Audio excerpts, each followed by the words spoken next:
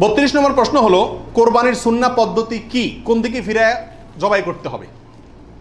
এর উত্তর হলো, কোরবানির সুন্নাহ সম্মত পদ্ধতি হলো পশুকে মাথা দক্ষিণ দিকে দিয়ে পাও কেবলামুখী করে তারপরে বিসমিল্লাহি আল্লাহু আকবার বলে কি করতে হবে?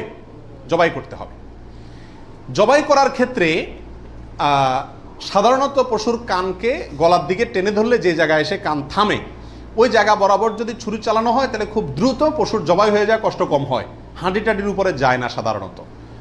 বাকি এই জায়গাটা ধরে যেখানে হাড্ডি নেয় সেখানে ছুরি চালানো এবং পশ্চিম দিকে ফিরিয়ে দক্ষিণমুখী করে করা। যদি কেউ অন্য কোনো দিকে ফিরে করে ফেলে তাহলেও তার কোরবানি হয়ে যাবে, কিন্তু এটা সুন্নাহর খেলাফ হলো। রাসূল আকরাম সাল্লাল্লাহু আলাইহি সাল্লাম থেকে এভাবে কোরবানি করাটাই প্রমাণিত আছে। 32 নম্বর প্রশ্ন হলো, কোরবানির ভাগিদারদের নাম জপা কোরবানির পরে এটা জরুরি কিনা? আপনারা দেখবেন ভাগিদারে কোরবানি যদি দেয় তার লিস্ট লিখতে লিখতে অবস্থা খারাপ হয়ে যায়, এবং যিনি কোরবানির পশু জবাই করেন ওই হুজুর নাম নিতে নিতে অবস্থা খারাপ। আল্লাহর নামে এতবার নেয় কিনা সন্দেহ, এতবার ওই ভাগিদারদের নাম নেয়, কারণ ভালো করে নাম নিলে টাকা পাওয়াও, কোরবানি জবাইয়ের টাকা পাওয়াও কঠিন হয়ে যাবে। তো এটা জরুরি কিনা? উত্তর হলো, এটা মুস্তাহাব।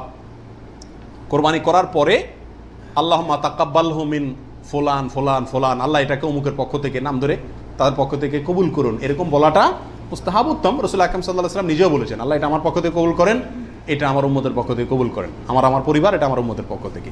তাহলে এভাবে সবাইয়ের পক্ষ থেকে কোরবানি, যে কয়জন দিচ্ছে তাদের পক্ষ থেকে কোরবানি হচ্ছে এই কথাটা, এবং তাদের পক্ষ থেকে আল্লাহ কবুল করেন, এটা বলাটা উত্তম, মুস্তাহাব কিন্তু কিনা। কোনো কারণে যদি এটা কেউ বলতে ভুলেও যায়, নিয়ত যেহেতু আছে আল্লাহ জানেন, অতএব কি হয়ে যাবে? কোরবানি হয়ে যাবে।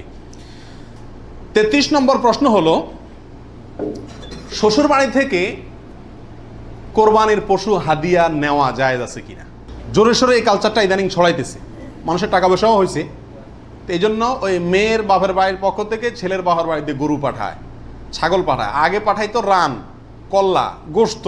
এখন গোশত, কল্লা আর রানে জামাইরাও খুশি না, আর বাপ মাও দিয়া সন্তুষ্ট না, এই জন্য পাঠায় ডাইরেক্ট গরু বা ছাগল। এটা জায়েজ আছে কিনা?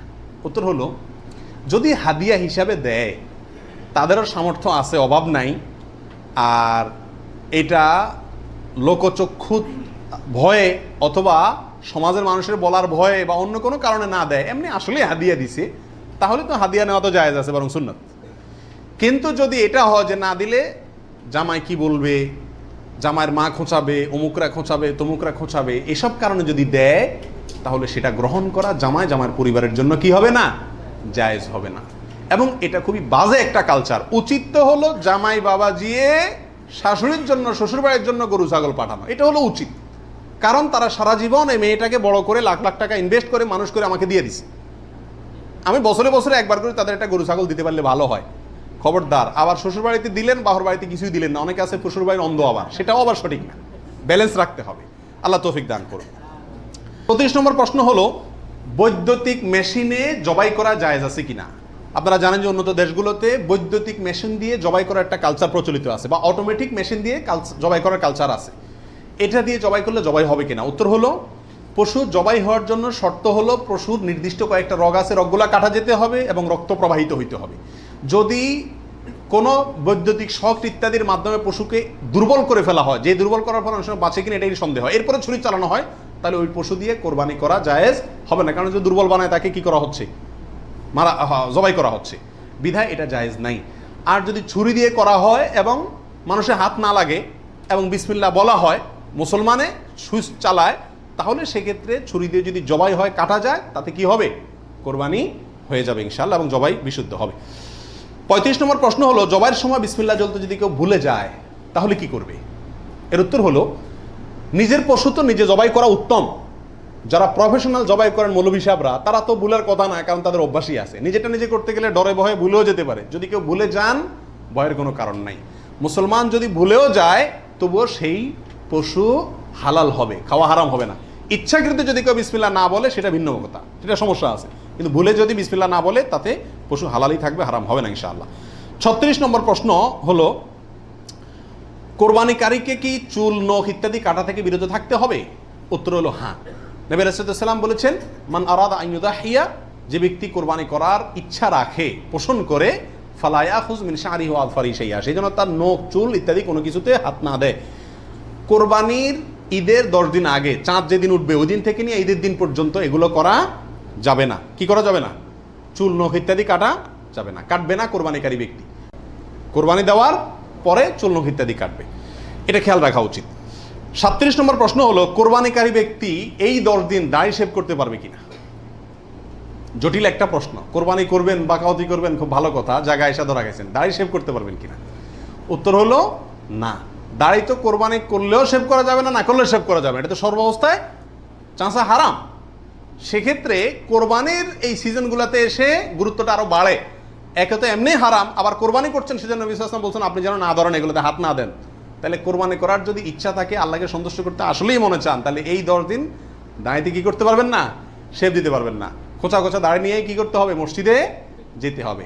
কোরবানি দেওয়া শেষ, এবার কি করতে পারবেন? দাঁড়িয়ে শেভ করতে পারবেন না, তাও যাবে না। আল্লাহ আমাদের বোঝার তৌফিক দান করুন। 38 নম্বর হলো, কোরবানির গোশত দিয়ে দিনের প্রথম খানা খেতে হয়, এই কথাটা কতটুকু সঠিক? উত্তর হলো পুরাই সঠিক। রাসূল আকরাম সাল্লাল্লাহু আলাইহি সাল্লাম থেকে বর্ণিত হয়েছে যে তিনি ঈদুল আজহাতে, ঈদুল ফিতরের ব্যতিক্রম করতেন। ঈদুল ফিতরে কিছু একটা মিষ্টি খেয়ে, খেজুর টেজুর খেয়ে তারপরে ঈদগাহে যেতেন, আর ঈদুল আজহাতে সারাদিন কিছু খেতেন না, কোরবানির পশুর গোশত দিয়ে প্রথম খানা খেতেন দিনের। অতএব আপনি গরু দেন, ছাগল দেন, যেটা দিয়ে কোরবানি করেন, দিনের প্রথম খানা কি দিয়ে হওয়া উত্তম? ওই গোশত দিয়ে হওয়া উচিত। গোশতটা তো আল্লাহকে দিয়ে দিয়েছেন, আল্লাহর নামে জবাই করছেন, আল্লাহ আপনাকে হাদিয়া দিয়েছেন। এই জন্য আল্লাহর হাদিয়ার আগে একটু পেটটা খালি রাখেন, আকর্ষণ করে খান, তাহলে ইনশাআল্লাহ সেটা আপনার জন্য, আপনার আল্লাহর হাদিয়াকে আপনি মূল্যায়ন করলেন, সেটা প্রমাণ হবে। 39 নম্বর প্রশ্ন হলো, পশুর রক্তে নাকি আরোগ্য আছে, কোরবানির পশুর রক্তে, এই কথাটা কতটুকু সঠিক? কোন কোন এলাকাতে আমি নিজের চোখে বহুবার দেখার দুর্ভাগ্য হয়েছি, অনেকে দেখা যায় কোরবানির পশু জবাই করার সময় রক্তগুলা একটা বাড়িতে করে নিয়ে যায় গরম গরম, এরপরে নিয়ে পোলা পানিরে খাওয়ায়। এটা খাওয়াইলে বলে অনেক রোগ বালাই ভালো হয়। বুঝাচ্ছে কথা? এটা সম্পূর্ণ কুসংস্কার। কোরবানির পশুতে কোনো আরোগ্য নাই, এটা ভুল ধারণা, এটা থেকে বেঁচে থাকা উচিত। 40 নম্বর প্রশ্ন হলো, পশুর জান যাওয়ার আগে কি চামড়া ছিলা জায়েজ আছে? উত্তর হলো না, কঠোরভাবে নিষেধ।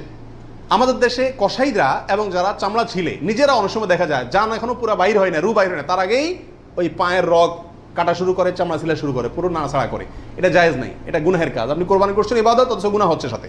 নবী সাল্লাল্লাহু আলাইহি ওয়াসাল্লাম বলেছেন, ইন্নাল্লাহা কাতাবাল ইহসানা আলা কুল্লি শাই, আল্লাহ সব বিষয়ের প্রতি ইহসান করার নির্দেশ করেছেন।